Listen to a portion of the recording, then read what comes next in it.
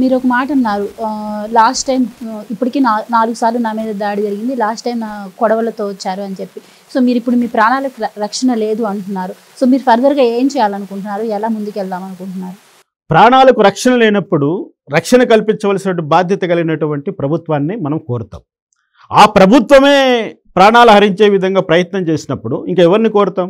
మన స్వీయ రక్షణ మనం చూసుకోవాలి, మన బాధ్యతలు మనమే చూసుకోవాలి, లేదా తెగించి తిరగాలి.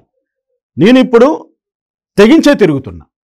ఎందుకంటే పెద్దిరెడ్డి రామచంద్రారెడ్డి ఏదో చేస్తారని భయపడి దాక్కోవడం కానీ, వైసీపీ గూండాలు ఏదో చేస్తారని పారిపోవడం కానీ నేను చేయట్లేదు. నేను ఈ రోజుకి అక్కడే ఉంటున్నాను. నేను పెద్దిరెడ్డి రామచంద్రారెడ్డి సవాళ్ళను కానీ వాళ్ళ యొక్క దౌర్జన్యాలను కానీ ఎదుర్కోవడానికి సిద్ధంగా ఉన్నాను. భయపడేది లేదు. నేను ఒక మాట చెప్తానండి, పెద్దిరెడ్డి రామచంద్రారెడ్డి పెద్ద తోపు కాదు. మొన్నటి వరకు ఎప్పుడైతే ఆయనకు కొన్ని అవకాశాలు ప్రభుత్వంలో కల్పించారో, ఆయన అటవీ శాఖ మంత్రిని చేశారో, ఆ అటవీ శాఖ మంత్రిగా ఉంటూ మా యొక్క శేషాచలమడవుల్లో ఉన్నటువంటి బంగారమైనటు సమానమైనటువంటి ఎర్రచందనాన్ని ఆయన విదేశాలకు స్మగ్లింగ్ చేసి కోట్లు గడించాడు, వేల కోట్లకు వెళ్ళాడు. ఒకప్పుడు పెద్దిరెడ్డి రామచంద్రారెడ్డి చరిత్ర చూస్తే కనీసం ఆయన డీసీసీ ప్రెసిడెంట్ కావడానికి కూడా రాజశేఖర రెడ్డి కాళ్ళు పట్టుకొని, కిరణ్ కుమార్ రెడ్డి కాళ్ళు పట్టుకొని పదవులు తెచ్చుకున్నటువంటి దౌర్భాగ్య స్థితిలో ఉన్నటువంటి వ్యక్తి, అతన్ని గురించి ఎవరు బాధపడతారండి? మేము మా ఉద్యోగాల కోసము, మా బతుల కోసం మేము ఏ రెడ్డి కాళ్ళు పట్టుకోలేదే. నువ్వు పట్టుకున్నావు, నీ బ్రతుకు అది. మేము నిజాయితీగా, నిబ్బరంగా, ధైర్యంగా సమాజంలో బతికే వాళ్ళు మేము. కాబట్టి మేము నీకు భయపడాల్సిన అవసరం లేదు. నిజాయితీ పరుడు ఎలా నీలాంటి అక్రమ వారసుల్ని, నీలాంటి అవినీతి పనులను చూసి, నీలాంటి చూసి భయపడాల్సిన అవసరం మాకు లేదు. కాబట్టి నేను ఇప్పటికీ కూడా పెద్దిరెడ్డి గురించి ఐ డోంట్ కేర్. నేను ఎప్పుడు కూడా లెక్క చేయను పెద్దిరెడ్డిని. కాబట్టి మేము అక్కడే ఉంటాం, అక్కడే పోరాటం చేస్తాం. సో మీరు చెప్తున్నట్టు ఎర్రచందనం స్మగ్లింగ్ చేశారు అని చెప్తున్నారు. ఎర్రచందనం స్మగ్లర్కి మరి స్వయంగా జగన్మోహన్ రెడ్డి టికెట్ ఇవ్వడాన్ని ఎలా చూడొచ్చు అంటారు? ఇచ్చాడు కదా.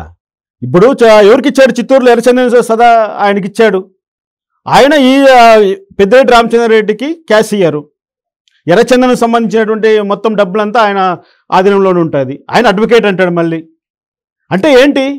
ఎర్రచందనం స్మగ్లర్స్కు టికెట్ ఇచ్చాడు, మర్డర్ చేసిన వాళ్ళకు టికెట్ ఇచ్చాడు, దళితులకు శిరోమండనం చేసిన వాళ్ళకు టికెట్ ఇచ్చాడు, దళితులు చంపి డోల్టేరు చేశానని ఒప్పుకున్న వాడికి పక్కన పెట్టుకొని తిరుగుతున్నాడు.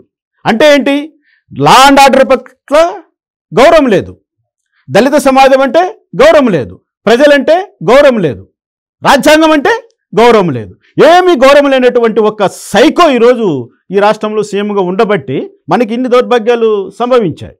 ఏమాత్రం గౌరవం లేకుండా, ఏమాత్రం భయం లేకుండా, ఏమాత్రం జంకు లేకుండా, నేను చేసేది నేరమే, నా చుట్టూ ఉండేది క్రిమినల్సే, మీరు నాకు సచ్చినట్లు ఓట్లు అయ్యానట్టు ఒక ధీమాతో ఈరోజు జగన్మోహన్ రెడ్డి ముందుకు వస్తున్నాడు. కానీ అవి ప్రజాస్వామ్యంలో అవి ఎప్పటికీ కూడా ఫలించవు. నీ నైజం తెలియక, నువ్వు ఒక మేకవన్నే పులివని గ్రహించలేక 2019లో నీకు అధికారం కట్టబెట్టారా కానీ నీ స్వభావం తెలిసిన తర్వాత నీకు ఒక్కరు కూడా ఓటు వేయరు. ప్రజలు ఎవ్వరూ కూడా నిన్ను ఇంకా సీఎంగా కాదు కదా, కనీసం ఒక ఎమ్మెల్యేగా కూడా చూడాలని అనుకోవడం. అందుకే పులివెందుల్లో కూడా ఓడిపోతున్నావు నువ్వు. నీ సొంత నియోజకవర్గంలో ప్రజలు అక్కడ ఎందుకు తిరగబడుతున్నారు? మీ కుటుంబానికి అంత కంచుకోటగా ఉండేటువంటి పులివెందుల్లోనే ఈరోజు అంతగా నీ పైన వ్యతిరేకత వచ్చిందంటే ఇంతకంటే నీకు సమాధానం చెప్పాల్సినటువంటి అవసరం లేదని నేను భావిస్తున్నాను.